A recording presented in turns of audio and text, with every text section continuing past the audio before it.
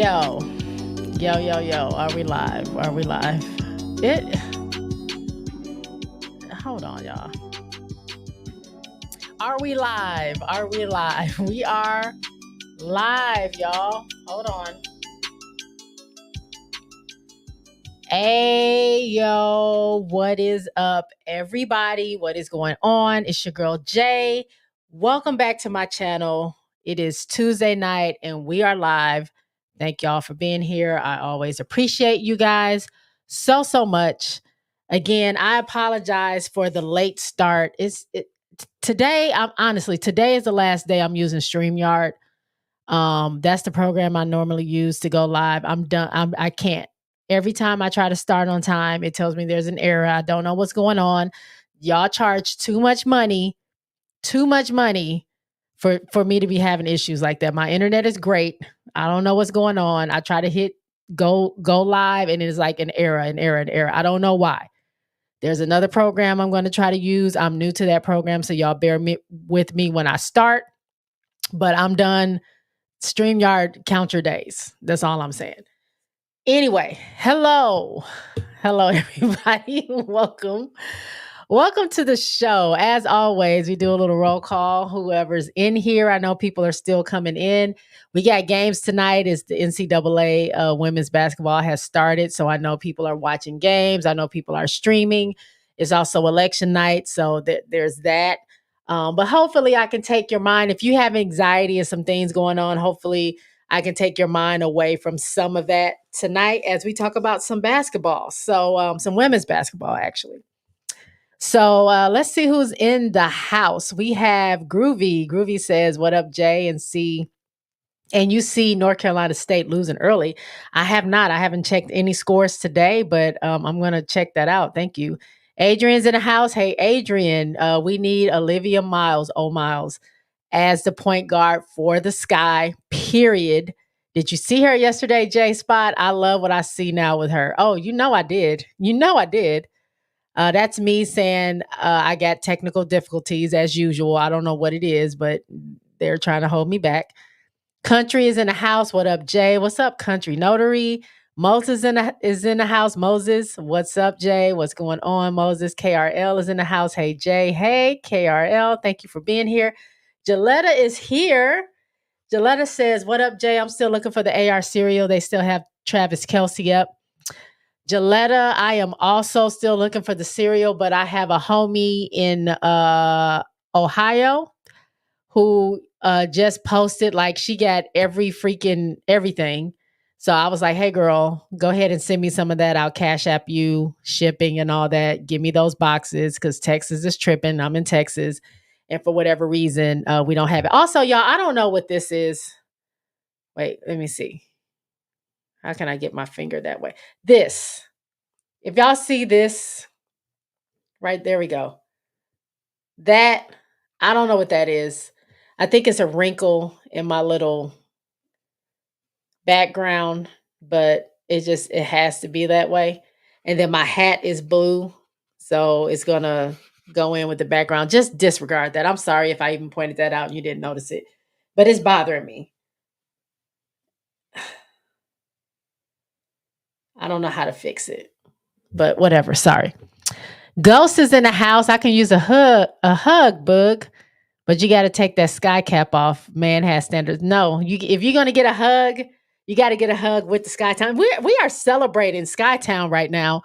We're gonna get into it, but we are celebrating Skytown right now, and so that's why I brought the hat back. You just got to deal with it, Ghost. Accept me the way I am, or don't accept me at all.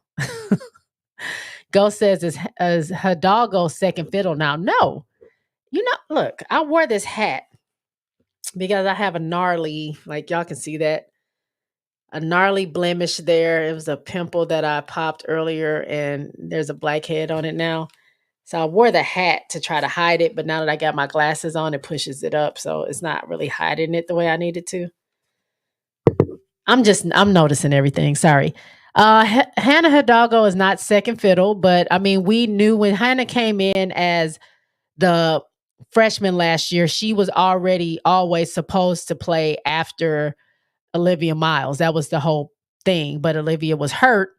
And so Hannah was thrust into having to lead that team as the point guard, and now that Olivia's back, they're a dangerous backcourt. Woo! Did you watch the game? Like, they're dangerous. We're gonna get into it though. KRL says, did you see they dropped the charges for Ashlyn? I did, and we're gonna get into that. Ghost asked KRL, wasn't it a teenager? I think that was debunked. I'm not really sure if that's what it was. I don't know. But whatever it is, the charges were dropped. And if it was a teenager, I think they said she was like, I don't know. Let me not get into it because I don't remember what I read. KRL says from what she read, it was okay. MMA has returned. Is this MMA Lifestyle? Did you change your name? Hey, why can't Notre Dame play a full roster? Why are there 4 players unavailable for the game? There were actually 5 players. We'll get into that, but they have 5 players that are hurt. They're hurt. No Maddie Westbelt, no KK Bransford, no Sonia Citron, no Kylie Watson. She got hurt last year. She tore her ACL, so she's probably not even playing this year. And who's the other person? I can't remember the last person, but they have 5 people out. Their starters, those 4 starters, they're out. Hopefully they'll be back soon. But KK is out for the rest of the year. And Kylie Watson, we don't know if she'll be back this year, if she can rehab and get her knees back or her knee back. She might be back, but I don't know. This is her senior year, so I'm not sure. Moses says, to be honest, I enjoy watching women college basketball more than the W. Is very refreshing watching the college game again. Same here. I do enjoy it. It's so much fun. Political says Notre Dame best backcourt loading. That part. Excuse me. KRL says, I don't think we will ever know what really happened. MMA Lifestyle says yes. Okay. I mean, Lifestyles has returned. I'm going to just call you MMA like I normally do. KRL says, I'm happy college women's basketball is back. MMA says, so Notre Dame got to go back to the transfer portal. Not really, because 3 or 4 of their players might be healthy enough to play pretty soon. But, I mean, if y'all remember last year, if you watched Notre Dame, they didn't play with a lot of players either because a lot of their players were hurt last season as well. Sonia Citron hurt herself earlier in the season. And so for a big part of the season, she wasn't playing. And then you had Olivia Miles that was on the bench as well. But I mean, I don't know if y'all saw the game, but I mean, they are doing pretty well. I mean, we got Leah King, who transferred from Pitt on the team, who made a really big impact. But we'll get into the box scores and all that stuff when we get into those games. Bro Gad says, salute. Standards for Juju were so high. She had 27 and 10 in a close game, plus elite defense, and people were just like, man, could have been better. Yeah, that's the sucky thing about high scores and people that have like a lot of pressure. I guess I wouldn't say pressure, but a lot of expectations. They feel like you got to score 35, you got to go for 40, and if you don't hit that, you're like, you're below standard. And she started out slow, but I mean, it was a slow burn. She was steady, she was consistent, and she ended up with her 27. I don't think that's bad at all. Now it was super close with Ole Miss, but they pulled it out the way that they need to. It was by some free throws. I literally just got through watching the game. But she did I felt like she did what she needed to do. And sometimes we get, and I think it's with the whole scoring champion and stuff from last season, like we get into the whole, like, they have to score so much. Let's just win games. Let's just do that. How are they contributing to winning games? What are they doing that's helping us win the game? If they score 27, great. If they score 18, great. If they score 30, great. Like, how are they contributing to us winning or their teams winning the game? So that's kind of like what I look at it. I don't really look at scoring. Like, it's great if you can like really score a lot of points, but at the same time, you could score 40, and if your team loses, what is it for? Marcus says WNBA might be getting better than college ball with the new talent. Facts. Ghost says Juju also caught bullshit tech. I saw that. You're right. Let them play, refs. Rajan is back. Hey, Rajan. Salute to Jay or salute J Spot. Hello.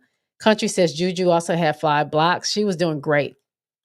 Moses says Swords gained a lot of fans last night with her performance against SC. You are right, because I had not heard of this girl. She's a freshman. Her number's 12. I remember that because 12 was killing us all night. Anything she wanted, she could have. But again, we'll get into that. So that's the roll call. Thank y'all for being here. Anybody else that joins in, I appreciate y'all. Hop in the chat, say hello, say what you feel about whatever we're talking about. And let's get into the slides, because there's a reason why I'm wearing this hat. You know, we're talking about the NCAA women's college basketball kickoff, but I always have to start with news around the dub. And so the first piece of news that we got is boom. Tyler Marsh from the Las Vegas Aces, assistant to Becky Hammond in Las Vegas, was named as the head coach of the Chicago Sky. Now, this is pretty awesome. I don't know how many caught my impromptu live I did from my living room, but I had to get on there and express how I felt. Tyler Marsh, I think, is super dope. I've been watching him, or I've just known of him since, I am an Aces fan as well. So I've been watching him through the years of him with the Aces. I know if nobody rides for Tyler Marsh, Jackie Young rides for Tyler Marsh. She loves that man. She talks about him in high regard. She always talks about how he literally helped change her game. He worked with her on her shot. He made her more confident. He made her up her skills. And he made her the player that she is today. They call her the silent assassin for a reason. And it is all because of the work that Tyler Marsh has done with her over the years. He's heavy in player development. He's also worked with Asia Wilson. He works with the whole team. If you guys get a chance to watch on YouTube, there's a clip by On Her Turf with Natalie Esquire, and is actually Natalie has Carly Bell from Chicago Marquee Sports, and Callie, who reports on the Aces, any Aces information or Aces news. She had them on the show, and they were just talking about Tyler Marsh and his impact and what they think might mean for Vegas and what it might mean for Chicago. And they had nothing but good things to say. Callie said, obviously she's in Vegas and she's been following the team. She pretty much said he leads all the off-season workouts. Like when everybody's going home and everybody's done, whoever wants to work out with him, he will lead that. He has other coaches with him, but he leads like these clinics and these workouts and things, and he works on getting these players better. You know what I'm saying? Even in the off season, which is why, if y'all watched, I don't know how much y'all follow the Aces, but last season, literally the day after the Aces won the championship, Jackie was in the gym. Kelsey Plum was in the gym, and they were in the gym the whole entire time, all through up from when they won through December. And then they started doing USA training and stuff like that because they were trying out for the Olympic team. But the whole time they were in the gym. And who were they in the gym with? They were in the gym with Tyler. So he definitely is someone who was focused on player development, focused on how he can make them better, focused on each individual player and what he can help with. And a lot of those players are very, very sad to see him go. I don't know if y'all saw Sid Colson crashing out online. She crashed out real hard until her girlfriend came in and was like, "Girl, let me take your phone." And then we didn't hear anything else. We didn't hear anything else from Sid. But Tyler will be missed in Vegas. But I honestly feel like, I really wanted Stephanie White, but I wasn't sure of what the front office is doing. Y'all know how I feel about the Sky front office. I think they are unreliable. I don't trust them. I don't have faith in them. I think they are trash. I don't understand the decisions that they make, but I love the team and I love the people on the team. And if we hadn't gotten Stephanie White, I wasn't sure about the other like coaches that were available that were let go. I didn't know how I felt about having LT. I didn't know how I felt about having Kurt Miller or anybody or Christy Sides. Not to say they wouldn't be good. I just didn't know how I felt about them. But I also said whatever coach we would get, I'm going to ride with them because I'm riding with the team. But I just wasn't sure. And his name was thrown into the ring really, really early, right after Teaspoon got let go, that he was somebody possibly they were thinking about him or Natalie Nakasi. And then, later on, we found out Natalie gets picked up as the head coach of the Golden State. I was going to say Golden State Warriors, Golden State Valkyries. And so we didn't hear much about Tyler after that. So to hear that Tyler is the head coach, I'm super excited. As someone familiar to me as an Aces fan, and then to hear such good things coming from the players, and they're excited and not excited, but they speak so highly of him. I think that means a whole lot. So I'm super, super happy to have Tyler. And just in case, y'all want any more information on Tyler, this is what I found. I think ESPN, and I'm going to make this big so y'all can see it. ESPN made this little graphic, if y'all can see it. So I'm going to make it bigger so I can see. So Tyler Marsh, we're going to start from the beginning. Tyler Marsh was a part of the Rio Grande Valley Vipers assistant coach, the G League, and they were champions. So they won a championship when he was with the Rio Valley Vipers. And then in 2013 to 2014, he is with the Iowa Energy. He was an assistant coach there. Then in 2014 to 2015, he was with Bakersfield's Jam associate Bakersfield Jam. He was the assistant coach. So he hasn't been head coach for anybody yet.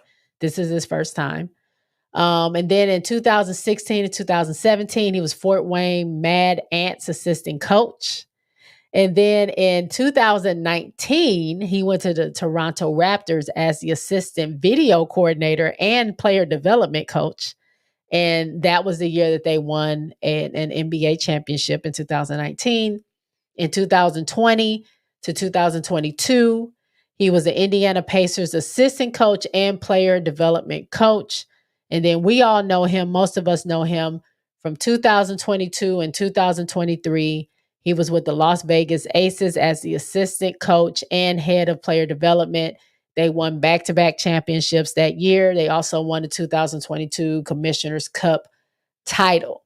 So Tyler is experienced. He's been coaching for a very long time. He has won on an NBA level. He has won on a G League level. He has won on a WNBA level. So if we can say anything about Tyler, we know that he knows what it takes to win. Now it's just a point of, will he have the pieces that he needs? Will the front office provide him the pieces that he needs to get him and the team where they need to be? We don't know. That's yet to be determined. But I'm going to go ahead and jump into these comments. Ghost says, is Swartz a true freshman? That I know of, I believe so. She's from Canada. I'm not sure if she played anything prior to that, but, she is a freshman. Moses says, yes, Ghost, she's from Canada, just like what I said. Rajan said, I literally just watched Swartz highlights. I definitely didn't know who the hell she was. I didn't know who she was either until she started doing the damn thing against my team. Ghost says, is Marsh considered a player's coach then? Marsh is considered a player's coach. And the funny thing, I want to say Callie said this. Callie from Las Vegas Aces, the reporter, or she does a lot of work with Las Vegas Aces.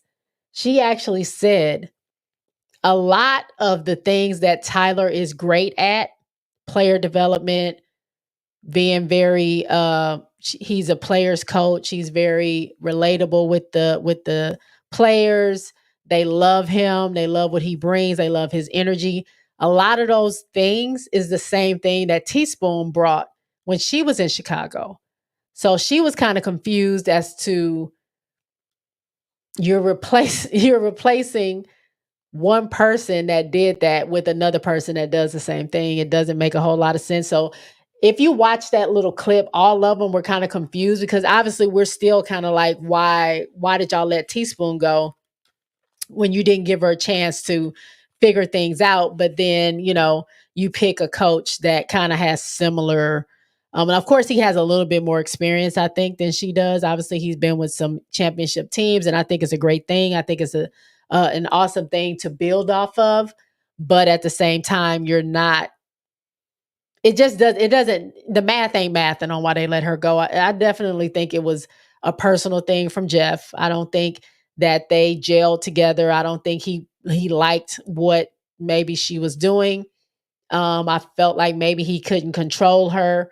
And then I felt he probably felt salty that he didn't choose her, that she was hired before him. And so he just wanted to have a hand in what was going on. And so he hires, someone else, which I think is a great hire. But according to Carly Bell, who's with Chicago, and Callie, who's with Vegas, they don't see a huge difference in both of the coaches. They're both brand new head coaches.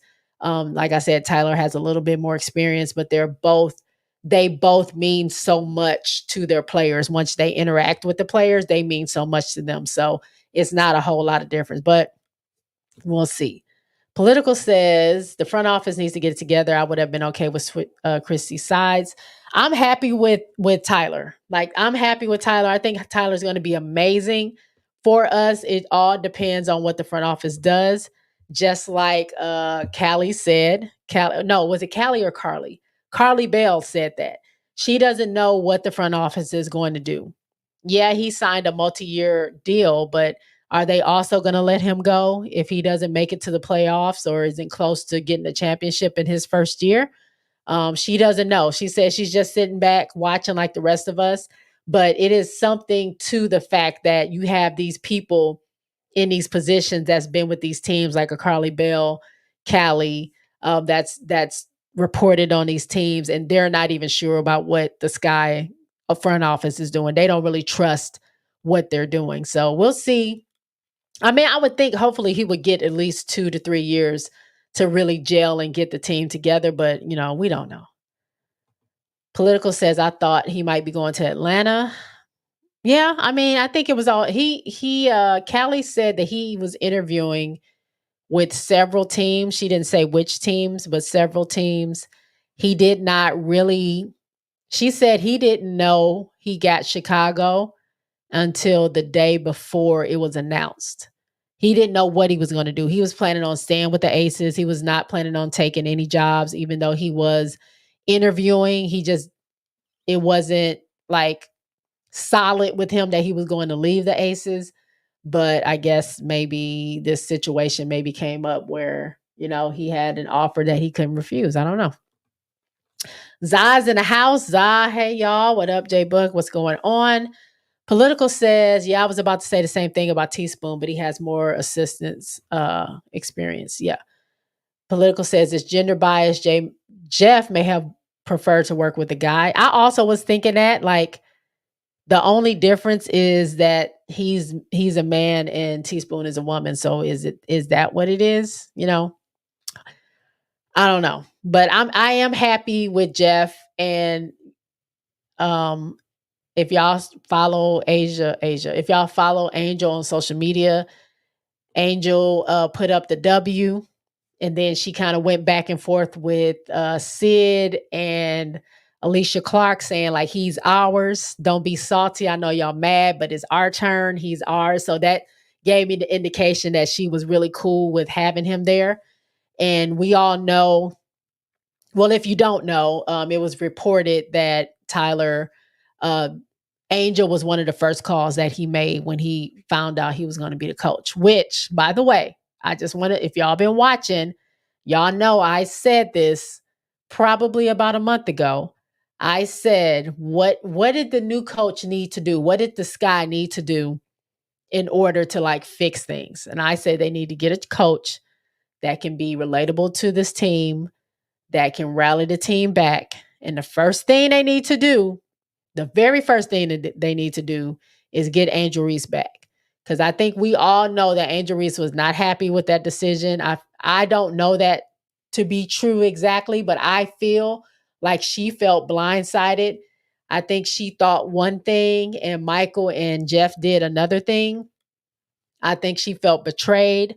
I felt that I feel like she felt like the rug was pulled up under her, and she wasn't happy with it. And so she was very silent about Chicago, like not liking their posts, not interacting with what they're saying, even if they were talking about her. She wasn't at the groundbreaking ceremony. So it was like a lot of speculation about, if she's staying with Chicago or whatever. And I mean, we got to understand she is a rookie. She can ask for a trade, but if Chicago doesn't want to let her go, she can't go anywhere. So I was pretty sure she was going to stay with Chicago, but her getting Tyler and whatever conversation they had, I think she's feeling better. Tyler's wife actually retweeted Angel, so I think it was a whole family affair. And I think there's more work to be done. Obviously, those that really like Teaspoon, I think the trust was broken. So Tyler, I feel like from what I've heard from Tyler, I think he is the person that can bring them together and can like say, I'm not Teaspoon, but I understand where you are. I want to build on that. I want to earn your trust. I want to get us to where we need to be if you just ride with me. And I think that means a lot. Just like when Becky got to the Aces, she made it a point to go to Asia, find Asia, bring her to her, have dinner with her, find out who she is, really take the time to get to know her. Asia said that meant a million. Like that meant so much to her to have that coach really care about her. And I think Tyler is that type of person as well. Obviously, he worked under Becky, but I think Tyler is that coach as well to say, I want to take the time to have a conversation with you. I'm pretty sure he talked to Camilla. I'm pretty sure he talked to everybody that's on the team, whether they're staying or not, because you don't know who's staying or going. So you got to reach out to everybody. You got to be that head coach and say that you believe in the team and stuff. And if they don't make it, they don't make it. But you can't single anybody out and you can't like not talk to somebody. So I think he touched bases with everyone.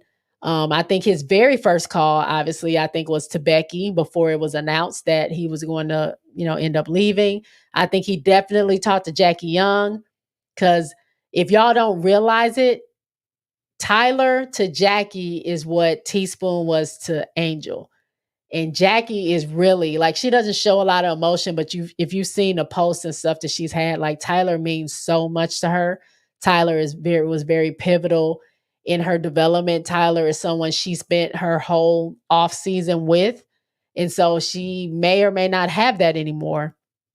So that's probably difficult for her. So we gotta, my aces side, I feel sad because, I want Jackie to be happy and I want, the team to be happy. And they just lost two of their assistant coaches that meant a lot to them, Natalie and Tyler. So now who are they going to get to replace them? They still have assistant coaches there, but they're down too. So who are they going to get to fill those shoes? Are those other coaches going to step into those places and then they'll replace those coaches with two more coaches? I'm not really sure.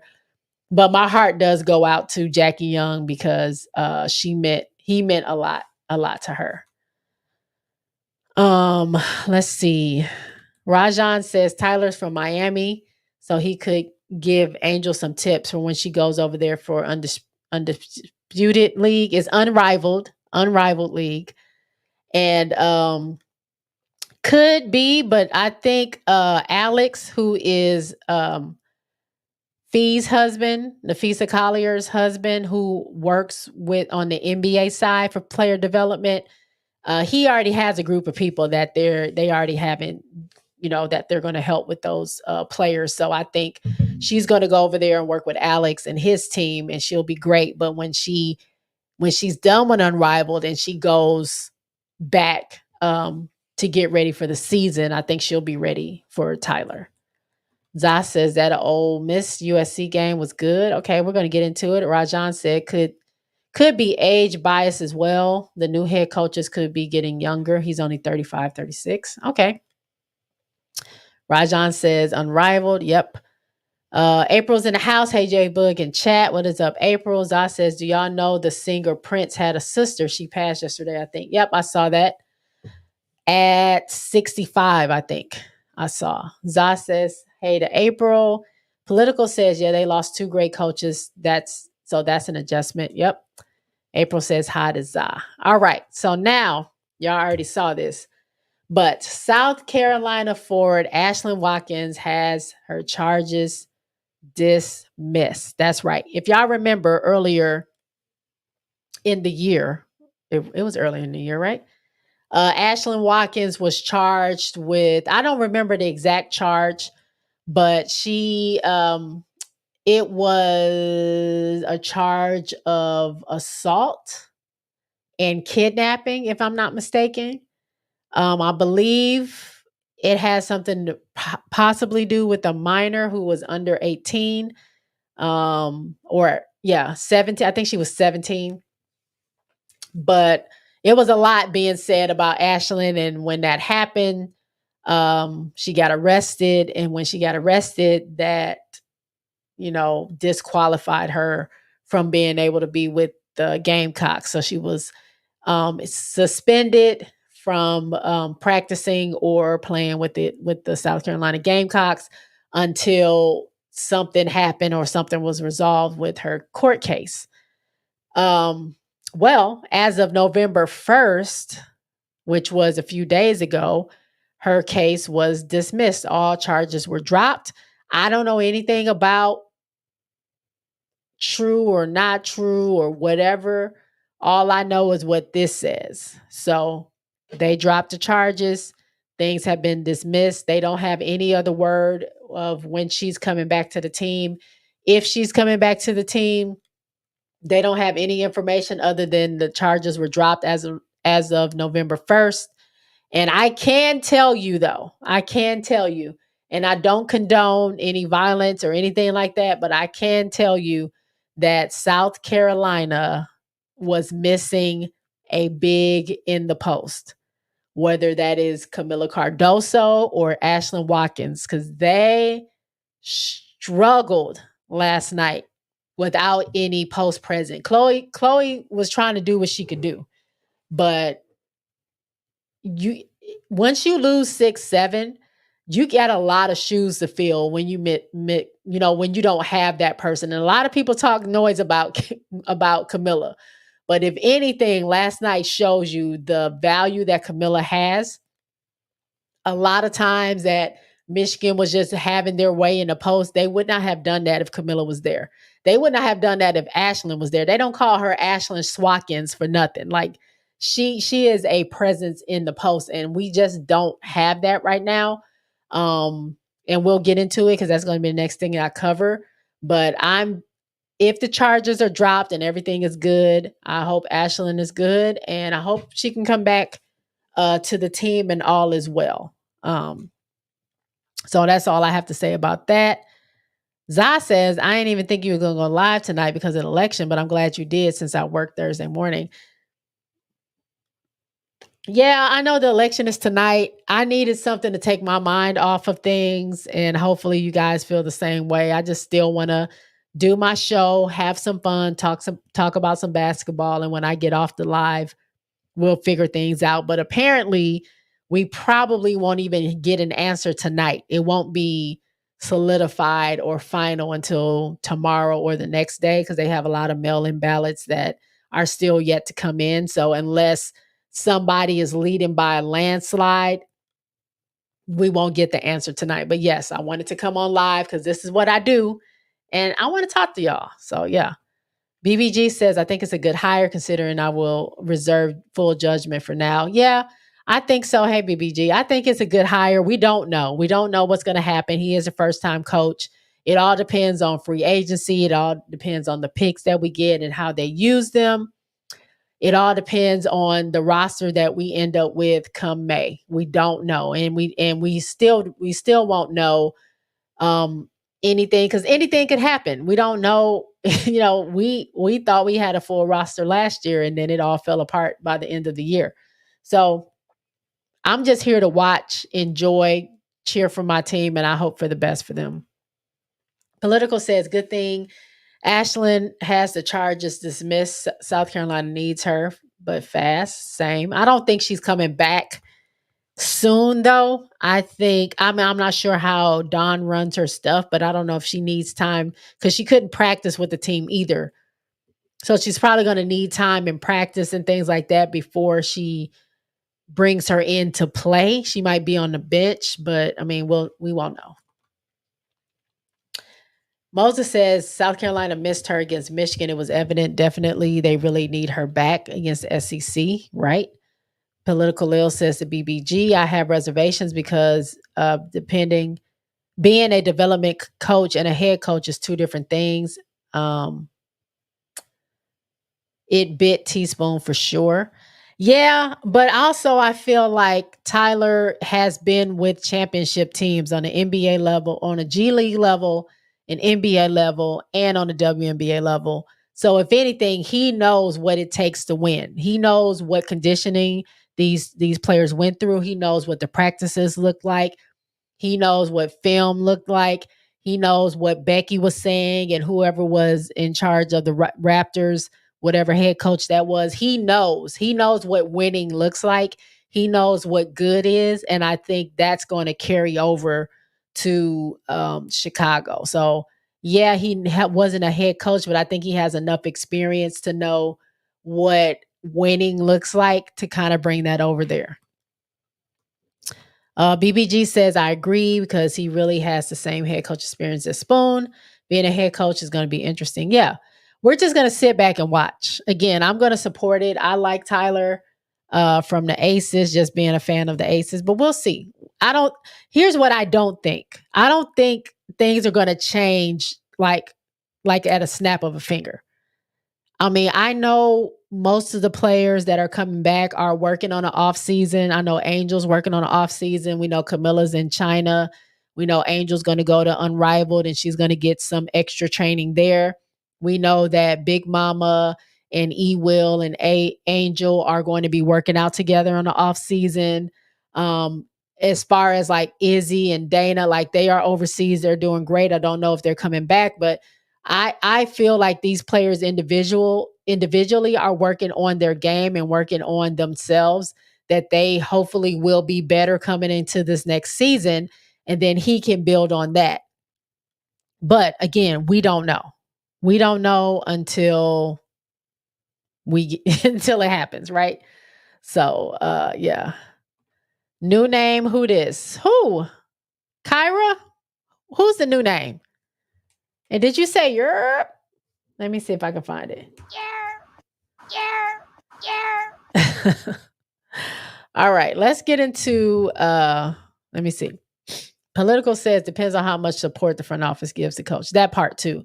I put out a tweet it's right when it was announced that he was going to be head coach, because they are still hell bent on this part saying we want a coach, or we chose Tyler because he is committed to our goal of being in the playoffs and being a championship contender every single year. And that bothers me because y'all do know, like the front office has to know that y'all are rebuilding, right? Like y'all have to know that. And so you get a brand new coach again. You're probably going to turn over this team, at least maybe 4 players. You're going to get about 4 or 5 new players, or maybe I would assume. You're starting over from ground one. The expectation to be a playoff, to be in the playoffs, or to be a championship team, I still think like y'all have to do the work as the front office. Y'all can't put that on the coach.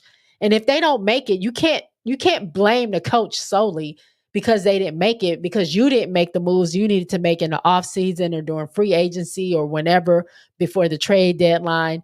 And now you're trying to hold the coach's feet to the fire because they didn't make the playoffs when this last team was this close to making the playoffs. That last team was still in playoff contention until the very last night. The very last night. If Angel hadn't gotten hurt, what is that? Oh, my glasses. I messed up. No, hold on. They're smudged. If Angel hadn't gotten hurt, if Camilla hadn't gotten hurt again, if Kennedy wasn't sick and then she was kind of hurt. She wasn't playing to the end of the season.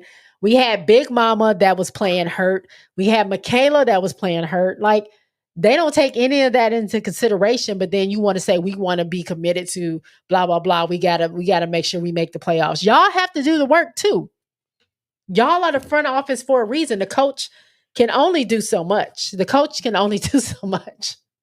It has to be the front office as well. So anyway, let's go ahead and get into, we're going to pull up the box scores we're going to do South Carolina first. So South Carolina, they played Michigan. And I ain't going to lie, that was a little crazy, right? I'll be honest. I didn't expect what I saw. Hold on, I got to get rid of these cookies that's on here that they're trying to. Is that it? Okay. I'm going to share my screen with you guys. But the Gamecocks did win 68-62 at the end of that game against Michigan. But, oh, man, our girls started off slow. So let's pull up the box scores.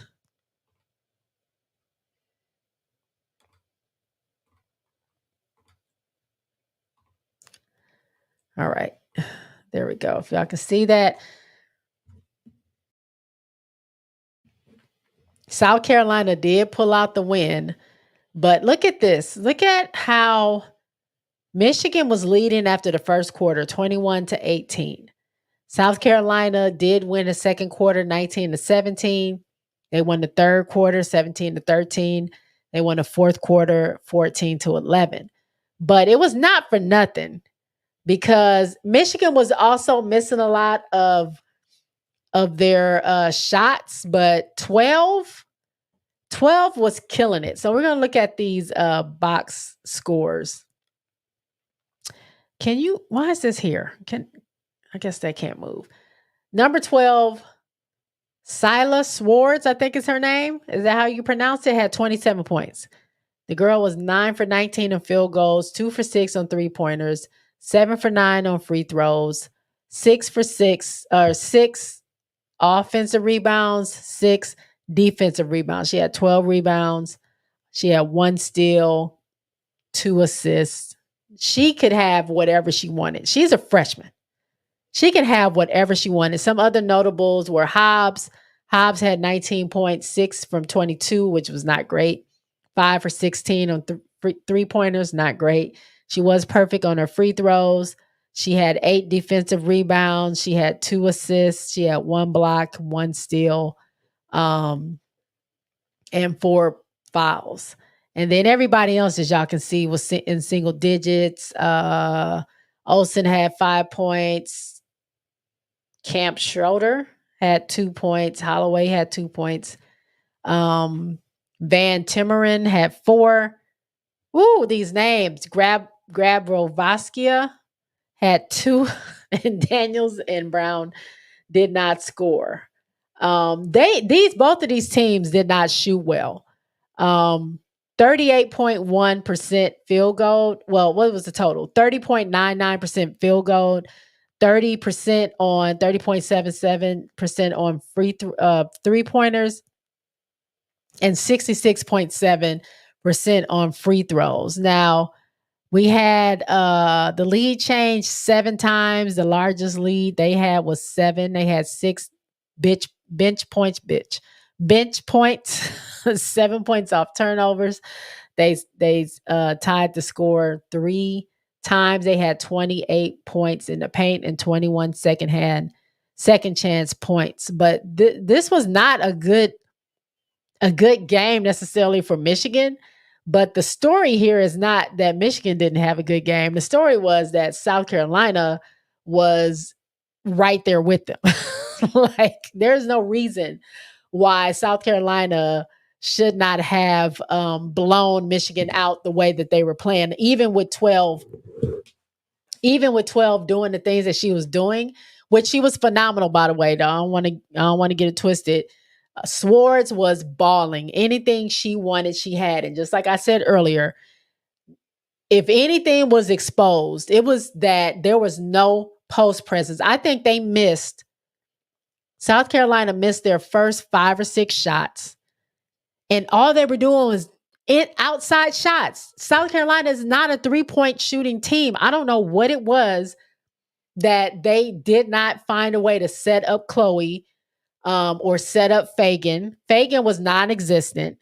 I think she was taken out of the game second quarter. I didn't see her much anymore after the second quarter. I mean, she came back in after halftime, but she wasn't there as much, and she wasn't a big impact. Chloe Kitts was the saving grace for Chicago, for South Carolina. Chloe Kitts, big time test. Here and there, pow. But everybody else really wasn't there. Oh, Joyce Edwards did her thing here and there, but it just wasn't dominant, and it wasn't consistent for when I think about South Carolina and what they can do. The whole time I'm watching preseason, is that what they call it? Exhibition games. Like, I'm thinking like, oh, they're not missing Camilla. Like, yeah, when Camilla went to go play with Brazil to see if she can qualify for the Olympics last season, they won all those games that she missed. So I'm like, oh, they know how to play without Camilla. They'll be fine. And they show that in these exhibition games. But this Michigan game, they couldn't even get in the post. Like, Chloe scored the first 6 points for South Carolina, and it was tough. Like, that girl was bodying her way into that post, trying, and it was off her rebounds, off her putbacks, off her being in the right place at the right time. Like, Chloe, I'm gonna take Chloe out of the equation, because Chloe did what needed to be done. The rest of her team, I don't know. They just seem to me to be shell shocked, and that's not something that is familiar with me with South Carolina. But at the same time, I can appreciate a game like this because they needed something to kind of knock them on their butt a little bit, to be like, okay, y'all were 38-0 last season. Y'all were undefeated. Y'all won the national championship. Y'all breezed through these exhibition games, but it's about to get real. Like, y'all, I'm glad they got challenged the very first game. I'm glad they pulled out the win, but I think it was a wake-up call to them. And I think when they weren't scoring, when they kept missing those shots, you would expect Dawn Staley to call a timeout. But that's what I love about Dawn, because she's like, no, I done told them this. We've had these conversations in practice. They know what they're doing wrong. And they thought they had, they had a big head. They were confident going in, and they thought they had it. I'm not calling no timeout. They're going to have to play through it, figure out, and I don't care if they go down by 10, by 20. They're going to have to figure out how to come back. I'm not bailing them out. And I love that about Dawn Staley, because she did that last season as well. Like, she's not bailing them out with a timeout. Like, you know what you're supposed to do. You know what we talked about in practice. Now, if you don't want to do that, you want to do your own thing, you think you're better than the process, than the plays, then you go do what you want to do. But I'm not saving you. And that's kind of what she did. And Chloe, like I said, was the saving grace to help them kind of dig out. They weren't like down by 20 or anything like that, because Michigan was shooting horribly as well as a team. But I'm glad that she let them like play through it. So let's look at the box scores for South Carolina. So Chloe was 7 for 14 field goal percentage, is 50%. She was 19 points. She was 0 for 2 on 3. She was perfect at the free throw line. She had 5 offensive rebounds, 9 defensive rebounds. She had 14 rebounds total. She did have 3 turnovers and 2 fouls, but she had 1 block and 1 steal. So 19 points, 14 rebounds, and nobody came close to her. This is why I'm saying Chloe can step out of the equation. Then we go down to Pow Pow. Pow Pow had 9 points. She was 4 for 10 on a field goal percentage, 1 for 4 on her 3-pointers. That's not like her. She's at least 50%. Free throws, she missed both her free throws. She had 1 rebound, 3 fouls, 4 assists, 1 turnover, 2 steals. Bree Hall, big shot Bree, 7 points, 3 for 6 on field goal, 1 for 3 on 3-pointers. She was perfect at the free throw line. 2 fouls, 1 turnover, 1 block. Raven Johnson did not have a good shooting night at all. She only had 2 points. She was 0 for 8, 0 for 5 at threes. She was 2 for 4 at the free throw line, 3 for 4 at 3 for 4. She was 3 offensive rebounds, 4 defensive rebounds. She had 7 rebounds. She had 3 assists, 1 turnover, 2 blocks. It was not a great night for my Raven Crackpot Johnson, but everybody can have a great night, but you don't expect everybody not to have a great night. You know what I'm saying? We had big time tests. Big time tests. That's what I call her. She had 15 points, 6 for 12 field goal percentage, 50%. She was 3 for 6 on 3-pointers, 50%. She didn't go to the free throw line. She had 2 rebounds, 1 offensive, 1 defensive. She had 2 fouls, 1 assist, and 1 steal, 15 points. She came in huge for us off the bench. Joyce Edwards was another one, came off the bench and gave us some help where we kind of needed it here and there. 3 for 10 field goal. She didn't attempt any threes. She was 4 for 6 at free throws. She had 3 offensive, 4 defensive rebounds. That makes 7. She had 2 fouls. She had 1 assist, 2 turnovers, 1 block, 2 steals. And then you have for Wiley, Malaysia, I thought she was going to turn up, and she didn't have a good shooting night. She was 2 for 10 field goal. She was 0 for 4 for threes. She didn't make it to the line. She was had 1 offensive, 1 defensive rebound for 2. She had 1 personal foul, 1 assist, 2 turnovers, 2 blocks, and no steals for 4 points. And then Miriam came in, didn't score. Adele came in, she didn't score as well. So it was definitely we needed that post presence that, South Carolina is an inside out team. We know this. South Carolina is an inside out team. And we just didn't have the inside. Now, I'm not saying we won't get there. Adele needs to get some reps. She's coming off of injury. Miriam is new to the team. Joyce Edwards she's a freshman. She's new to the team. She has to get her touch together because she was throwing shots up, but it just weren't falling. But I think it was definitely a shell shock to South Carolina. And like I said, I'm glad that it happened, and hopefully they can go back to the drawing board and, work on that. So let me see what y'all were saying. Oh, y'all were talking. Hold on. Country says, and Diamond, I'm not sure what that was for. Summer says, I'm here. Hey, Summer. Tiffany and Cole says, I say keep Big Mama. Tyler will turn her into a sniper. Plus, we don't know if any free agents will come. Kyra said, yerp. Political says front office was playing games. It's a big difference between a rebuild and a playoff requirement. Summer says Swartz is legit. Tiffany says South Carolina was caught off guard because that freshman Sila was not on the scouting report. Is that what it was? Something was going on. Country says Michigan primarily played a matchup zone on our 3-point shots, and our 3-point shots weren't falling.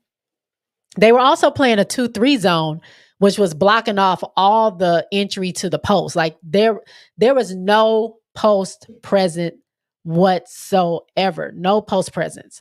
And it was crazy.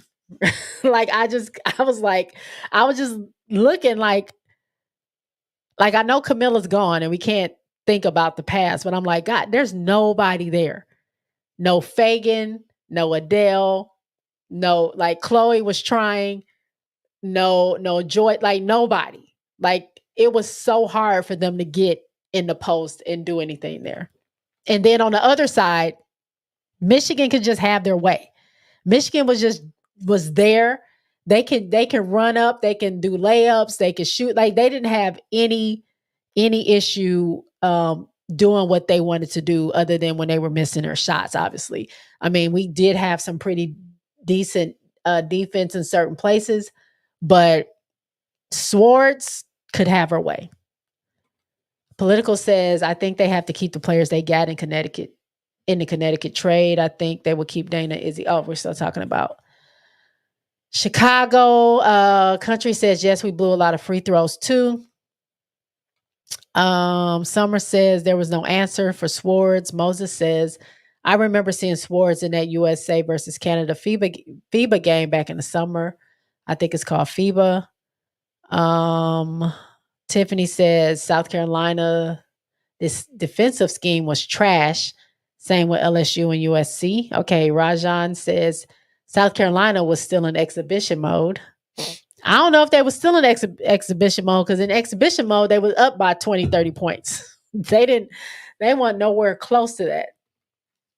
Political says Michigan is a team that is always well coached. Political says South Carolina needs to know people are coming for them. They're getting everyone's best shot every night. And the crazy thing is that normally when she puts in the second string for South Carolina, when Dawn does that, the intensity goes up, they're faster, they produce more. And not to say it wasn't a little bump, but it wasn't the bump that we normally get. Like when Malaysia came in and Tess came in and Joyce Edwards came in and Adele and all them, it was they were still doing the same thing. So maybe it's just like the little jitterbugs they have to get off of them. I don't know. But I didn't see like this big jump that we normally have when we put in the second string, which is how they were able to tire everyone out because she rests everyone. She rotates a lot. And by the time your team is trying to defend them and do all that stuff, they still have fresh legs. And that wasn't the case this time. Y'all are talking about the W. I'll come back to that. Political says Joyce was a screen liability. She was getting cooked on those screens. Charles is in the house. Hey, Charles, gonna definitely be harder to play inside out without Watkins. Chloe did her part for sure. Tiffany says Sila in Michigan was walking them down with poor efficiency. I can see them in the Elite Eight if they get solid defensively. And Country says Fuwali was off. Yep. Cam TV is in the house. Ashlyn will be back at practice tomorrow. Okay. But she probably won't play versus NC State, but the game after she should play. Okay. Thank you, Cam, for coming in, giving us the update on the news. Cam TV says Ashlyn will be back at practice tomorrow.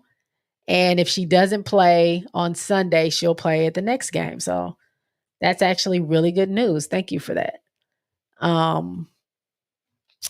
Let's go ahead and go to the next team. This is South Carolina. This is LSU. What is wrong with me? This is LSU. LSU.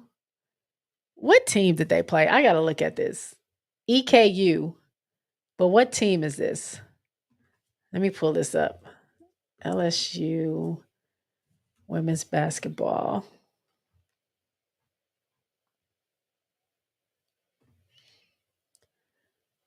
Hold on, I'm almost there.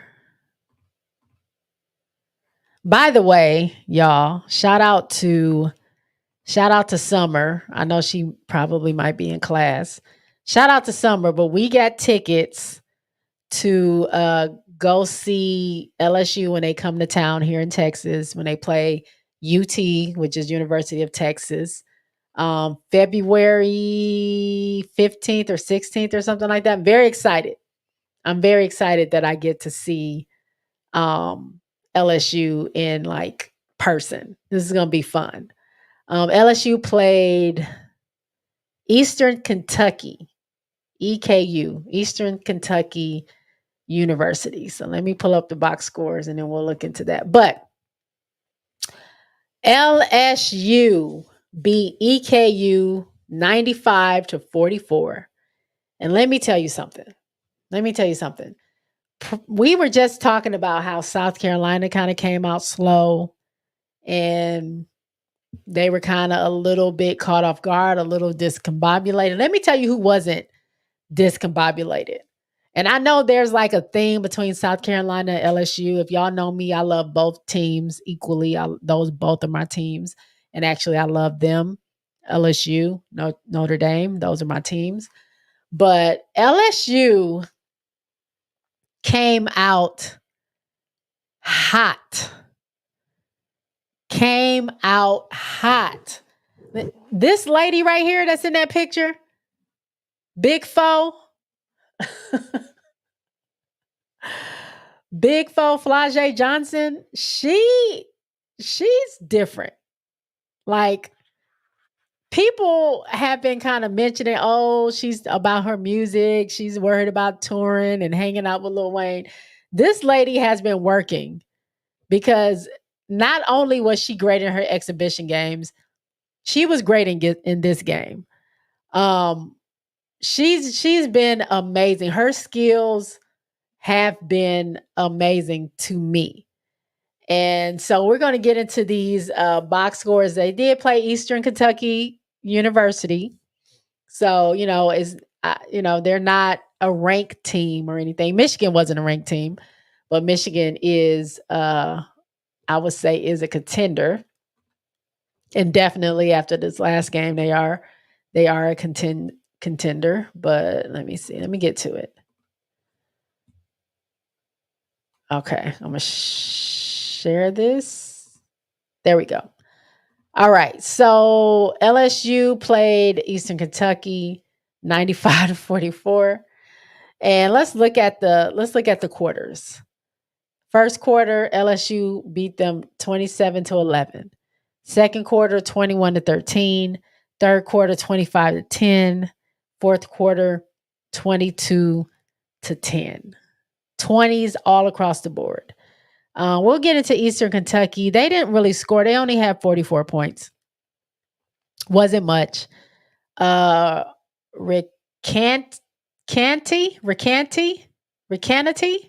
Alice had 9 points. She was 4 for 13 on field goal, 1 for 3 on 3-pointers. She had 4 off defensive rebounds, 1 steal. Caitlin Costner had 9 points, 4 for 14 on field goal, 0 for 3 on 3-pointers, 1 for 1 on her free throws. And she had 1 offensive and 3 defensive rebounds for 4 total. She had 2 assists and 1 steal. Nope, I'm sorry. I'm looking at the wrong person. She had 1 for 5. So 1 offensive rebound, 5 defensive rebounds. She had 6 rebounds, 3 assists. She did have 5 turnovers and 1 steal for 9 as well. And then Toussaint had 8 points. She was 3 for 10 on field goals, 2 for 7 3-pointers. She had 1 offensive rebound, 3 defensive rebounds, which is 4. She had 4 fouls, 2 assists, 2 turnovers, and 1 steal. And then who else had 9? Freihofer, Liz had 9 points, 3 for 12 on her field goal, 3 for 10 on her 3-pointers, 1 for 1. She had 1 offensive, 1 defensive rebound at 2, 1 assist, 1 turnover, and 3 steals, and everybody else is there. Y'all can see. Looking at the whole team, they had a 26.09 field goal, 19.35 3-pointers, and 40% at the free throw line. The score was never tied. They had 2 lead changes in the very beginning. Their largest lead was 1. Bench point, they had 11. They had 12 points off of turnovers, 24 points in the paint, and 9 fast break points. So if we look at LSU, here we go. We had,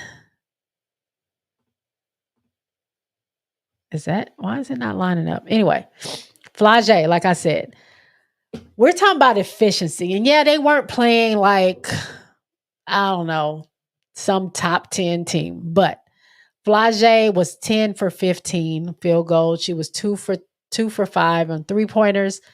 She was perfect at the free throw line. She had 1 offensive, 4 defensive rebounds. That was 5. She had 2 assists, 3 turnovers, 1 steal for 25 points. 25 points in 34 minutes. Then my girl Nice the Beast. Let me tell y'all something how much I love Anissa Morrow. I love me some Anissa Morrow. I love her. I love how she's aggressive. I love how she goes for those rebounds. I love when she screams and one. I love it all. Like I love Anissa. I can't wait for her to come out and go pro and develop her game some more. I think she's going to be awesome. But anyway, Anissa was 9 for 11. She only missed 2 shots all night. Very efficient. 2 for 4 on the free throw line. She had 5 offensive rebounds, 5 defensive rebounds. She had 10 rebounds total, 2 fouls, 3 assists, 2 turnovers, 1 block, 1 steal. She had 20 points. 20 points, 10 rebounds. This was her 74th career double-double. She's already over 2,000 career points in her time in college. She's doing the things. Michaela Williams was there 28 minutes. She had 18 points, 7 for 14. She was not now. Sorry. She was 0 for 2 on threes, but she was perfect at the line. She had 6 defensive rebounds, 2 assists, 2 turnovers, 2 steals. That was 18 points. And then Samaya Smith, who we didn't get to see because she was injured last season. Samaya had 15 points. Samaya was doing her thing. 15 points in 20 minutes. Samaya was 6 for 7. She only missed 1 shot all night. 6 for 7. Her free throws were 3 for 4. She had 2 offensive rebounds, 9 defensive rebounds. That's 11. So she did get her double-double as well.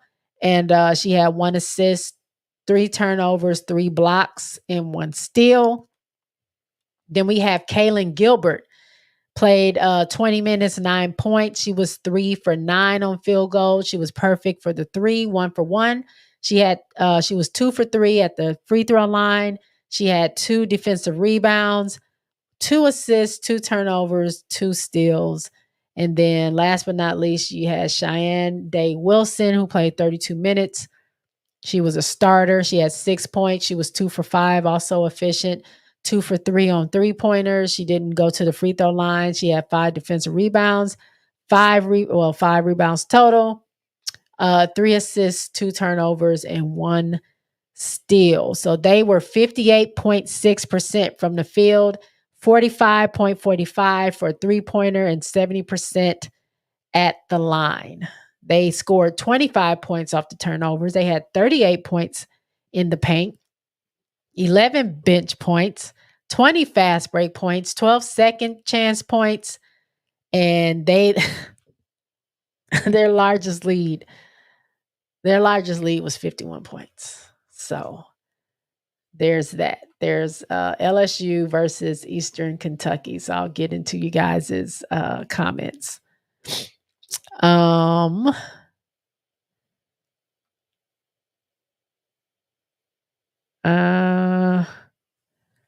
me find where y'all started out.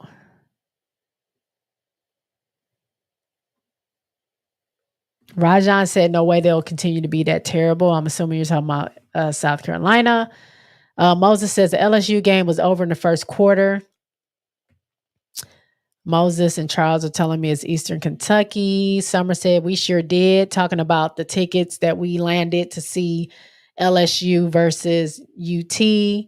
And those tickets, I think the seats are pretty good. I already told Summer, Anissa Morrow and Big Fo gonna be tired of me calling their name. They're gonna be sick of me. Country says, hey Jay, I'm coming to the South Carolina versus Texas game on February 9th.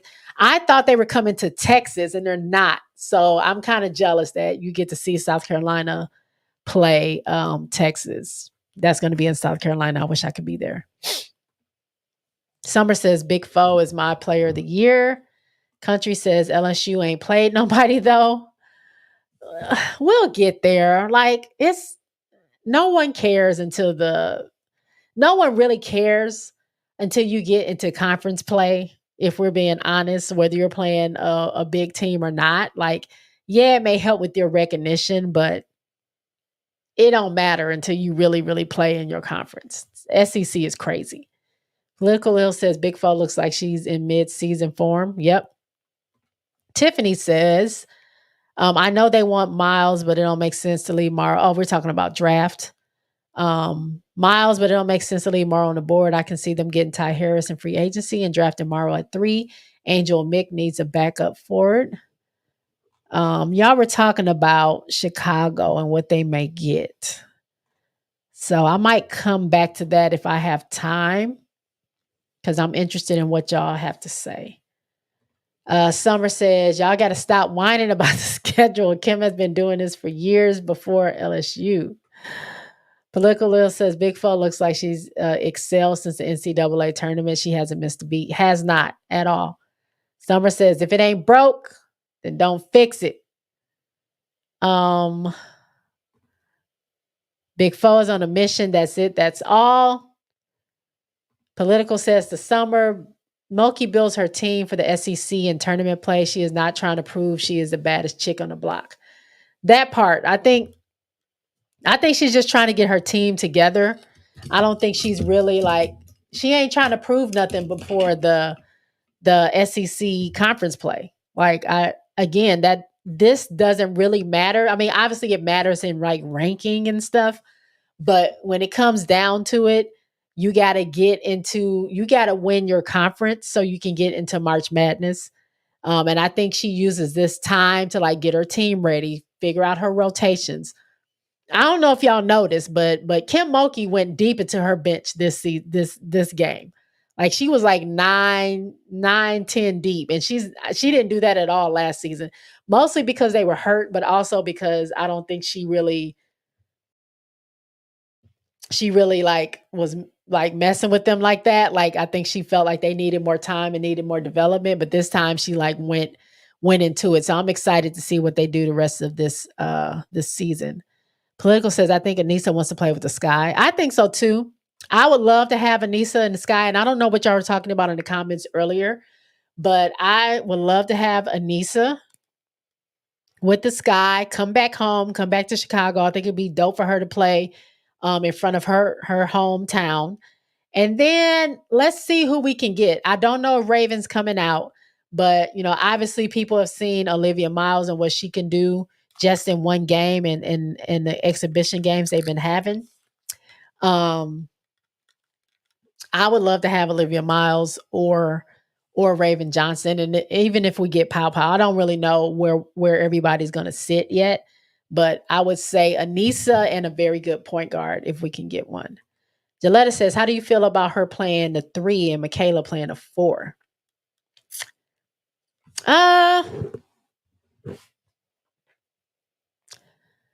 Did they do that in the game? Or are you just asking me in general? I think Big Fo can play the 2 or the 3 if we're being honest. And I think Michaela is very versatile as well. I can see that, but I mean, Anissa's the 4, right? Isn't Anissa the 4 because they have Samaya Smith as the 5? So Anissa's the 4, but she can also play 3. I think it just depends on how they shake it up I think Kim has like a very good roster who are a lot of those players are versatile and they can play several different positions. And I think if she wanted to shake it up, she probably could do something like that. Summer says the SEC is no joke. It's physical. Last year's SEC conference tournament alone was a testament to that. Players getting black eyes, elbowed, and all. Yep. Charles says was really good to see Samaya Smith back working it. Country says they play at Texas. Where? Okay, I was trying to find those tickets. We didn't see that they were playing in. I thought they were playing in Texas. What date? Country, what date are they playing in Texas? South Carolina is playing in Texas because I need to get those tickets. Please let me know. South Carolina plays Texas twice this year, home and away. Please let me know what date because I couldn't find it. Unless the tickets aren't available or whatever, I couldn't find it. Moses says, I remember LSU got beat by Colorado in their first game last season. Sherrod went off that game. LSU doesn't always play weak teams in the beginning. That part. That's true. And it was a shock to their system because they were coming off that national championship and they got beat by, I think Colorado was unranked at the time, but they definitely played that game. LSU's guard play is deep. That's what Summer says. Political says Michaela is a 3-level scorer. She can do some work at the 4. Moses says, I agree, Summer. Not going to lie. It feels right watching LSU play without HVL on their team. Summer says, yes, Kim did have MK12 play the 4 for some rotations. Okay. Louay is in the house. What up, JSpot? What's up, Louay? Louay is saying hi to the chat. Jaletta says that's what Moki says she's going to do in a rotation. Okay.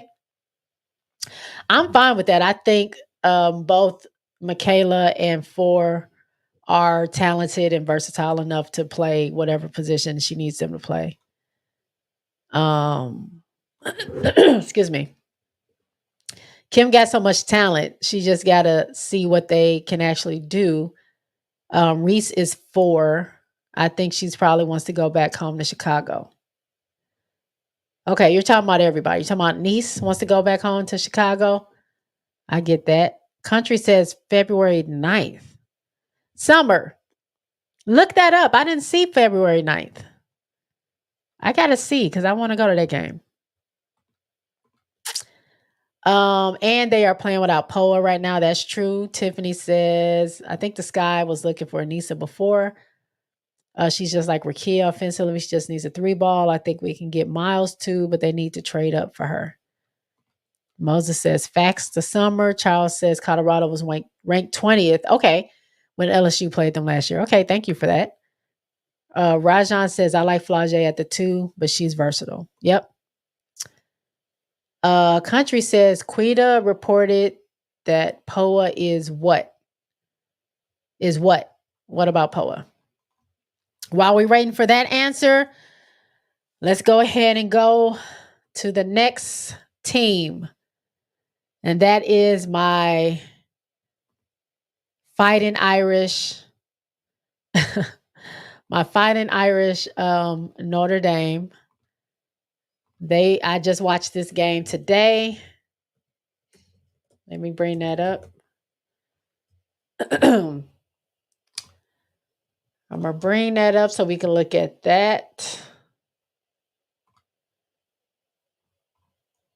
That box score. Let me tell you something. Olivia Miles, Leah Two King, Hannah Hidalgo. That's it. That's all. Now, there's center too. Now, I ain't going to sleep on the center. I forgot her name. She was on the team last year. I hit the wrong button. Hold on. Koval. Is that her name? Koval?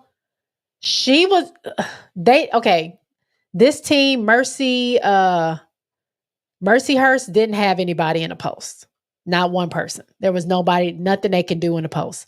So whoever was in the post at that time had their way. So whether it was Koval or Koval, however they say their name, or Leah Two King, they could score at will. So Notre Dame beat Mercyhurst, who this is their first year playing D1 basketball. They beat them 105-61. Before I get into that, I see what you're saying. Quita reported that POA has filed a lawsuit regarding NIL and foreign student eligibility. Yes, I knew that. She did file a lawsuit, which is why she's not playing now. I don't know how that lawsuit has affected her visa and why that's affected her not being able to play, but she is not with the team right now. She is not practicing with the team. She has not been on the bench. So we will have to wait and see what that means for the team. Summer says, let me just say, LSU will be top 3 in AP polls. Wait till Miracle Shepherd is back, good and back on the floor, that part. Tiffany says, Mulkey chewed when she had Anissa at 3, Wolfie at 4, Samaya at 5. They looked unstoppable for 3 minutes. That part, like, they did amazing. Not gonna lie. They did amazing. No matter what rotation was in, they looked good. Now, Aaliyah Del Rosario, she's got to work on, some things. She got to get back in shape. I didn't know that she had an injury in the off season, so she's getting herself back in shape. But once she does, I think she'll be great. Wolfenbarger was much better this game than she has been in the exhibition games. She's just finding her footing, but they're great. They're great. So back to Notre Dame. Summer says Olivia Mile is the young Chelsea Gray in the making. Yes, she's great. SC at UT February 9th, 1 p.m. game. Okay, what day is February 9th? I got a lot of stuff to do coming up this year. February 9th is a Sunday? Oh, I'm going to have to book it.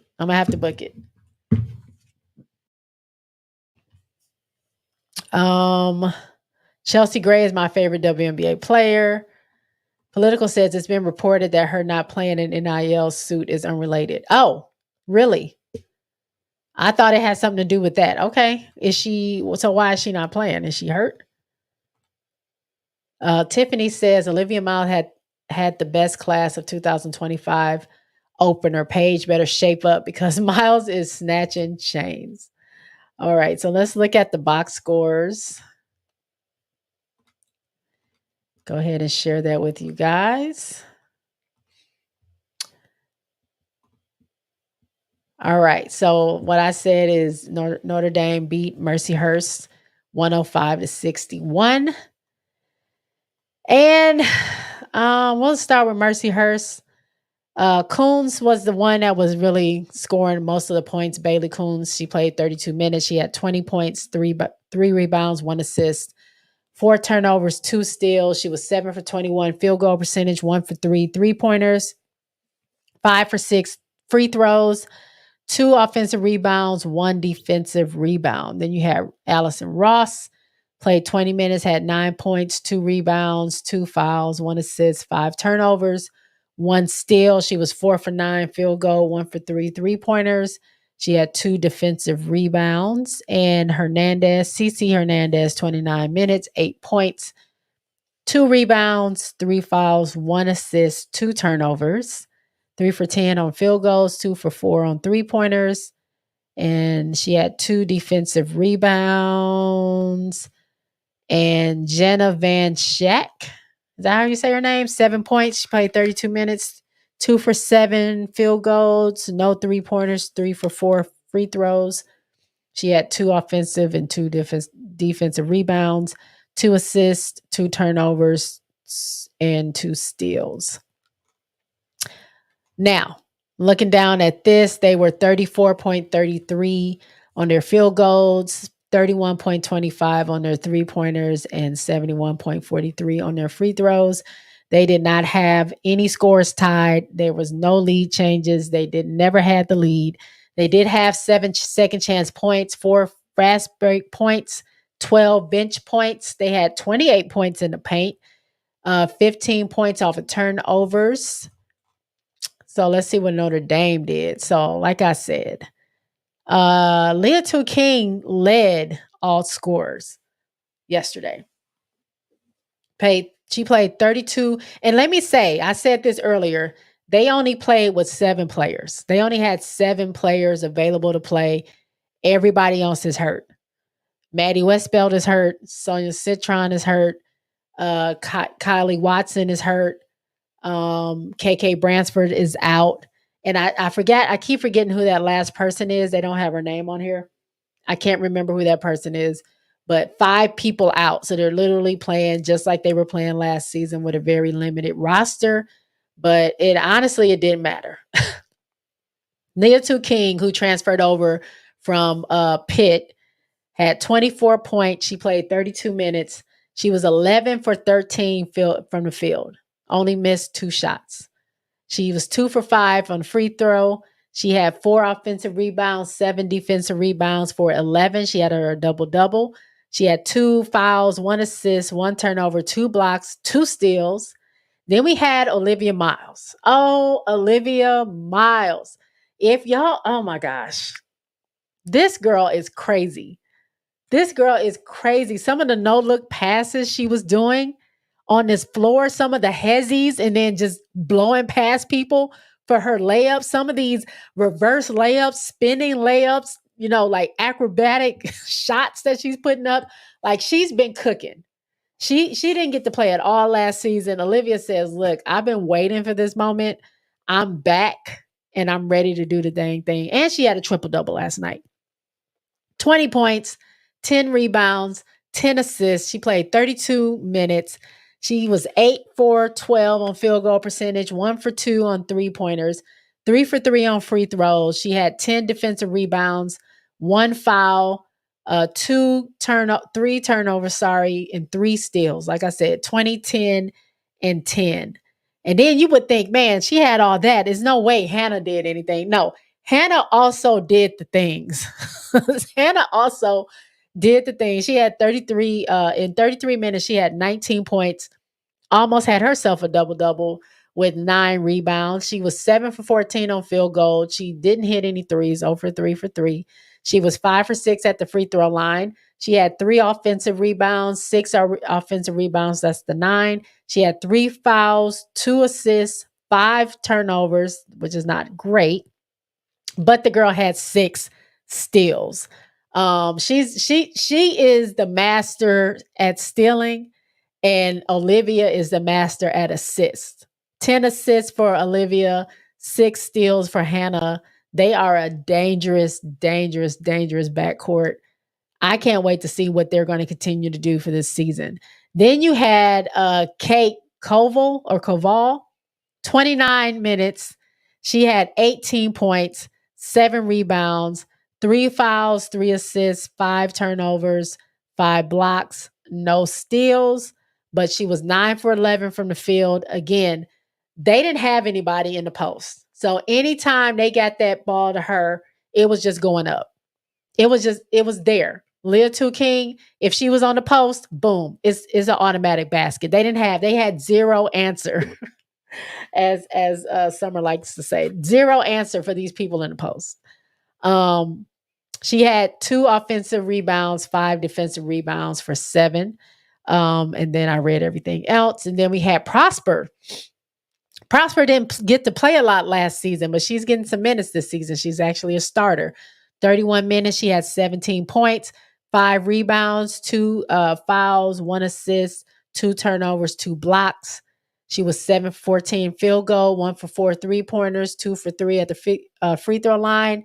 She had 3 offensive rebounds, 2 defensive rebounds.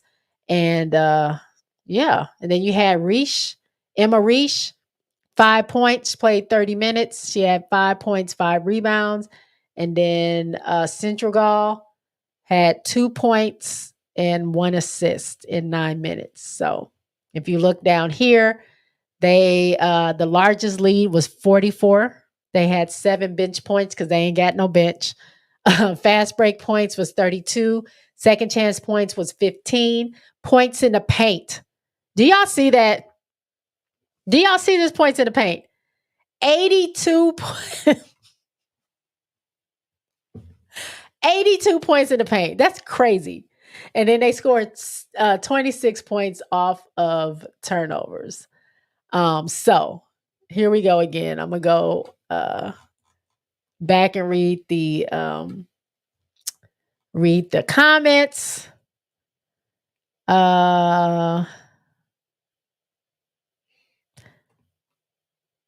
Country says that's a Sunday. Okay, Maryland has a guard similar to Miles. She is hitting the draft too. Be a great pickup if we can't get Miles. She is taller. Okay. Tiffany says the summer. I think when Poa comes back, we'll see Poa at the 1, Big Foe at 2, Nisa at 3, Wolf at 4. That's a championship lineup right there. Charles says, yeah, Jersey was better. Pleasant surprise when LSU got her. I was kind of wondering when Jada and Miracle get going. It's going to be something. How about LSU with a bench? Yeah, and then we got to understand that Jersey did not play last season at all, so she's kind of shaking off the cobwebs as well. Political says that Pittsburgh pickup is fabulous for Notre Dame. Yeah, Leah King is balling. HVL first game with TCU 21 points, 5 rebounds, 7 assists, 6 steals. Oh, thank you for that update. Political says that's a nice output for HVL. Tiffany says they don't call Notre Dame guard you for nothing. I can see them in Final Four if everyone is healthy. I agree. Summer says, I like that lineup. I'm looking forward to see it. Political, she says to Political, I'm rooting for HVL. I want her to do great things at TCU. Moses says 82 points in the paint is insane. Is it not? It's crazy. Political says the summer she's running with girls, more her speed. Assuming you're talking about HVL. Rajan says some point guards are actually fairly decent rebounders with good hands and instincts for the game. Country says Prosper was also hurt last year. Yeah, she didn't get to play that much. She was hurt. Like everybody that's pretty much playing right now was not able to play last season, other than Leah Tukeen. She wasn't on the team. And then, Olivia Miles wasn't there. Prosper wasn't there. They weren't playing Koval that much until, and I don't know if she was hurt, but I know Kylie Watson was their center and she was there most of the time and then she got hurt. Moses says, to be honest, HVL put up those nice numbers versus Houston Christian, but good for her. Y'all are hell bent on saying it ain't no real competition. I get what y'all saying, but come on. Tiffany. I keep saying Tiffany. I'm sorry. Tiffy says the difference between Notre Dame guards and LSU guards is miles apart. Notre Dame have higher basketball IQ and can pass. LSU has more talent. I would love to see that matchup. Same. I would love to see that. Rajan says HVL ain't it. So Rajan, you saying HVL ain't going to the W next? Is she going to get drafted next season? Is she going to do enough this season to get her draft stock up, you think? I'll be interested to see what y'all think about that. All right. Last but not least, I did get to watch USC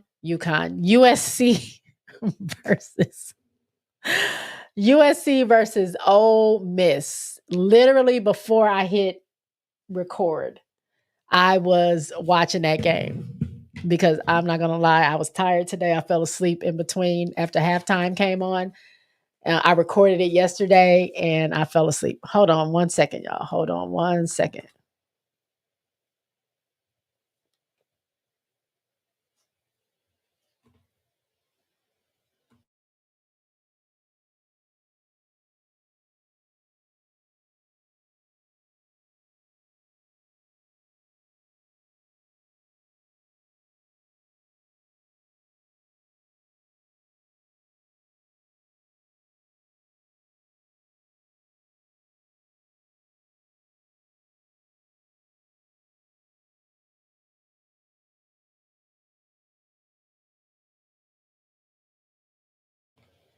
All right, I'm back. Sorry about that. Koval is a freshman? Is she? I could have swore she was on the team last season. Who am I thinking about then? My bad. Thank you, country, for letting me know. But let's get into USC versus Ole Miss. 68-66. Hold on.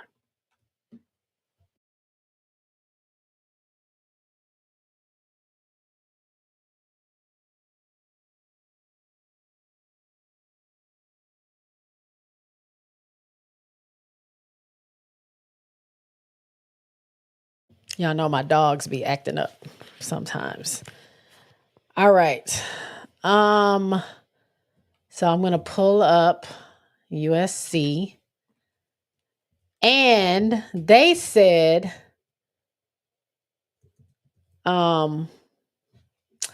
Kiki's last name is pronounced, if I can remember it, Ariafin. Ariafin. Ariafin, I think is how they say it. It's not Ariafin. It's Iriafin. Iriafin. The FEN is where you put the emphasis on. So Iriafin is what they called her. They said that she wanted it to be known. That's how you say her name. People have been saying it wrong forever. And since she made this transition to USC, she wants her name to be pronounced right. And that's what it is. Area Finn. So I'm glad I figured that out how to say her name. And I'm going to try not to say it anymore because I don't want to keep messing it up. I'm going to just call her Kiki. But let's get into where is USC plays Notre Dame November 23rd. Ole Miss. Here we go. All right. Political says Ole Miss should have won that game, period. They don't know how to win down the stretch. USC with 25 turnovers. Ooh. Malta says most Ole Miss games are always low scoring. Keisha says, I was just asking JSpot, did you vote? How did LSU do? Yes, I did vote. I voted last week. I did early voting. And I hope you guys out there, I hope you all voted. It is very important. I know it's kind of late now because the polls are closed. So if you didn't vote, I don't know what to tell you. I hope you have a really good reason for not voting. But if y'all early voted or regular voted today, good for you. I'm trying not to think about what the outcome is going to be. That's why I'm on here because my anxiety is going to go crazy. But LSU did win their game. I just went through that right before this one. Oh no, I did Notre Dame before that. LSU smoked the team that they played. Rajan says, I think Haley is projected to be drafted completely last, but she is still probably getting drafted. Koval, Kennedy Smith, and Joyce are same class. Okay. Kennedy Smith, she's a baller. Yep. REF Finn. Yep. USC is very fraudulent. They should have lost the way they played. Okay, Tiffy. Political says, I think she will be drafted, but she won't make a roster. She will get drafted, but will she make a roster? But will she make a roster? That's also true. All right. So we'll get into the box scores. This is the last team on my thing here. Okay. This is set up a little differently, but Ole Miss 66-68. This came down to the wire. So first and foremost, let me say, Juju got her a nice, sensible, and I don't even have that on the screen. Here we go. Juju got her a nice, sensible 27 points. But it was slow go. Like she started off very kind of slow. She missed her first few shots. She was missing shots here and there, but she ended up with her 27 points. Kiki, again, same kind of thing with her. But they slow but surely they get the points that they needed to get. But Ole Miss was right there the whole entire time. It wasn't until the third quarter did things get like, I think they went down by 15 in the third quarter, but then they started chopping away at the lead. And next thing you know, it came down to some free throws. It was a bad inbound pass by Ole Miss. I think Ole Miss was up 2 with it was 66-64 if I'm not mistaken, with 32 seconds or something left in the game. Very bad inbound pass. USC got the ball. They like flipped it around a couple of times. Kiki had an open layup to go, but she passed it out to the freshman who shot it for 3 if I'm not mistaken and missed, but she got nope. She shot it and she got fouled on the way. It wasn't a 3, but she got fouled on the shot and sent her to the line. She hit both of her free throws. And I think that wasn't that Olahoffen, Talia von Olahoffen, because she didn't score at all other than those 2 free throws at the end, if I'm not mistaken. It was her. It was her who had the 2 free throws at the end of the game. But yeah, 30 seconds left. They had it. They did I don't know what their inbound pass was. It wasn't great. They gave it to USC. USC got fouled. They hit their 2 free throws. And then it was a wrap. Like they couldn't score after that. And they ended up, allowing SC to score 2 more points and win the game. So let's look at the box scores. Kristen Deans, Ole Miss, had 19 points. She played 33 minutes.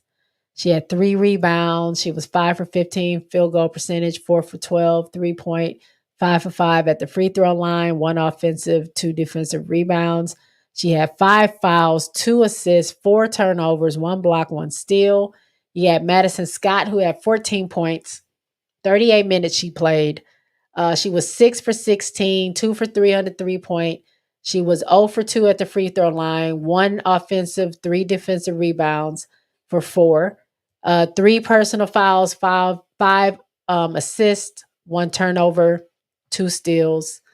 Then you had Kennedy Tide Williams, who had 8 points, 37 minutes. She was 2 for 18 from field goal, 0 for 5 for 3, 4 for 6 on free throw, 3 offensive rebounds, 6 defensive rebounds for 9. She had 4 fouls, 2 assists, 2 turnovers, 2 steals, and then both Star Jacobs and Tamia Sadler had 7 points, 19 and 17 minutes respectively. You know who was non-existent? Wait. Christine. Yeah, that was it. We ain't got to go down the line. They had 17 second chance points. They had a lead change 10 different times. The scores tied 7 different times. They had 9 fast break points, 11 bench points, 18 points off of turnovers, and 20 points in the paint. They, as a team, had 29.7% on field goal percentage, which is not great at all. 3-point percentage was 30.4, and free throw percentage was 71.4. Someone brought up the fact that USC had a lot of turnovers. Let's see, Ole Miss had 16 turnovers. So let's see what USC did. So I told y'all Juju Watkins had 27 points, 10 rebounds, got her a double-double. She played all 40 minutes. She was 8 for 19 field goal percentage, 1 for 4 on 3-pointers, 10 for 12 on free throws. She had 1 offensive rebound, 9 defensive rebounds, 3 fouls, but she got a tech as well. 4 assists, 9 turnovers, 5 blocks, 3 steals. Kiki had 22 points in 33 minutes. She had 13 rebounds, 4 turnovers, 1 steal, 2 fouls. She had 7 for 15 on field goal percentage. She was 8 for 11 on free throws. She had 8 offensive rebounds and 5 defensive rebounds. Then we had Kennedy Smith. She's the freshie, right? Kennedy had 12 points in 37 minutes, 12 points and 7 rebounds. She had 2 fouls, 2 assists, 2 turnovers, 1 block, and she was 5 for 11 from the field. Did not hit her 3-pointers, so she missed both of them. 2 for 3 on free throws, 2 offensive and 5 defensive rebounds. Talia Van Olenhoffen was not very productive. She didn't really, give the team much as far as offense is concerned. She only had 2 points in 23 minutes and 2 rebounds. She was kind of a non-factor, but she is, she's someone also, if I'm not mistaken, new to the team. Her and Kiki, 3 assists, 2 turnovers, 1 block, 2 steals. She did hit those free throws late to help them capture the win. And then you have Raya Marshall, 35 points. She did not score. She did have 6 rebounds, though. So they did have 40% field goal percentage. They were 9.1. 9.1 on 3-pointers, 1 for 11. That's crazy. Free throws, they were 79.3. And like someone mentioned, they had 26 turnovers. That's crazy. They had 13 second chance points. They had 7 times the lead was tied. They had 10 lead changes, 11 fast break points, 5 bench points. The bench didn't do much for them. They had 38 paint points and 13 points off of turnovers. So that is that. They did come out with the win. It was very tight, but that's what it is. So let's see what y'all have to say about it.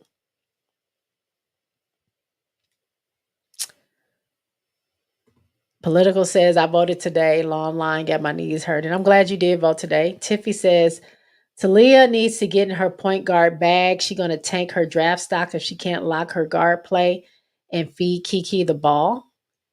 Political says, yeah, but Juju had 9 turnovers. And I don't, but do we really be caring about that in college? I don't remember nobody like going off on nobody for a bunch of turnovers in college or whatever. Like, I think us coming off the W season, that mattered a lot more. But I mean, they won the game, but yes, she needs to control those turnovers for sure. Rajan says, I don't know. The pros are tough. At least there's another team in the Valkyries. Country says, yeah, Ole Miss can't shoot or finish at the rim. And Summer says, this year's NCAA women's hoop is going to be so exciting. Facts. So that was an exciting game to watch. Like I said, I just finished the game right before I came on here. And it was like down to the wire. So I'm very excited to see. I know we got a ton of games that came on tonight. And then South Carolina is going to play NC State on Sunday. Let me see when LSU plays again.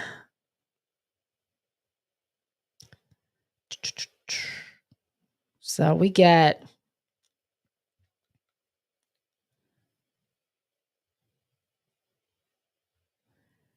I'm just going to do this. LSU plays again on Friday. They'll play Northwestern State. That's Friday at 7 p.m. on SECN Plus, or you can watch that on ESPN Plus. South Carolina's next game, like I said, is going to be why do I have SC State? Why am I following them?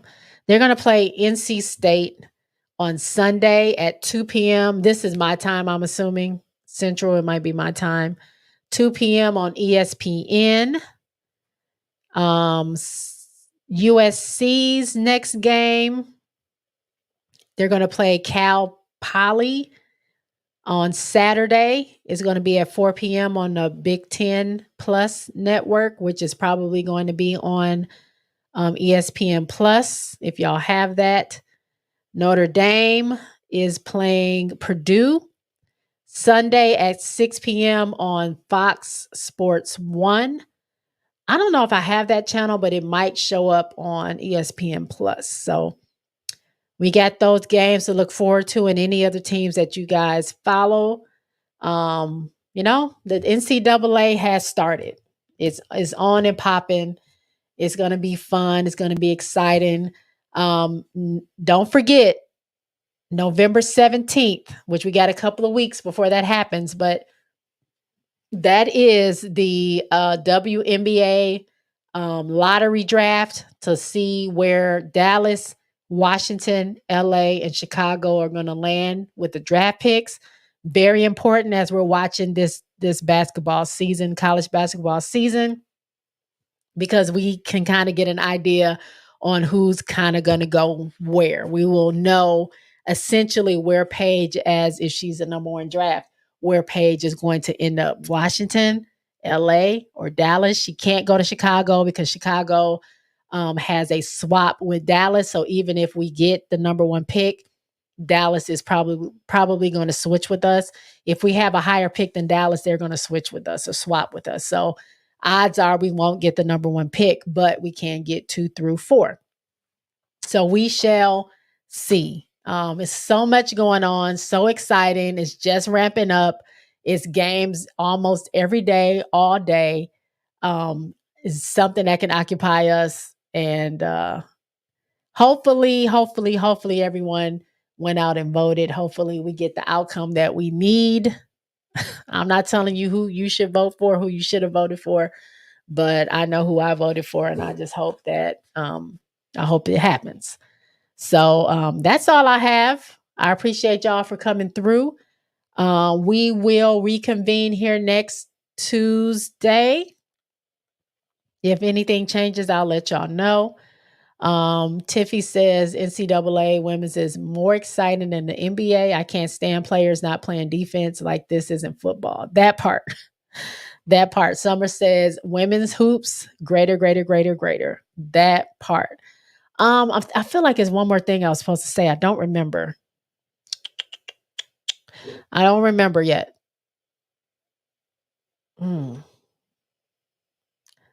I think Camila Cardoso in China is playing her first game November 9th. If you guys follow me on Twitter, I follow a page that gives us updates on the Chinese women's basketball league that Camila Cardoso, and I mean, everybody's playing. Tiffany Mitchell, JJ, Kennedy Carter. Like, it's so many players in the WNBA are playing in China this off season. And so I follow that page, and then they live stream the games, but it's a whole thing you have to do. So if you follow me on Twitter, you can find, I will, or DM me or whatever, or tweet at me, and I will let you know what that page is. You can follow me at J's Quick 3 Pod, JS Quick, the number 3 POD. I'll be following up on Camilla, and hopefully I get to see some of her games. Also, next week, I think I'll cover more of Unrivaled. Hopefully we'll have more names. Or I might wait until they give us who's going to play on what team, but I'll let you know about the TV schedule and the names of the teams and who's on what team and all that good stuff. So you guys know what that's about. Tiffy says Dallas should hire Christy Sides. She's good at developing young players. She could turn Dallas around with Paige or Kiki. Okay. Rajan says y'all get all the scoops. We're going to get more coach announcements. We still have 4 teams without a coach: LA, Washington, Connecticut, Dallas, and Atlanta. 5 teams that don't have coaches. So we will be getting more announcements, and as we get announcements, I'll let you guys know for sure. But I'm about to get out of here. I'm about to go to bed because I'm not about to stay up and watch the news and figure out what I'll figure it out when I wake up in the morning. Y'all be safe. Y'all be cool. Y'all be kind to one another. And that's all I got. Peace out, y'all.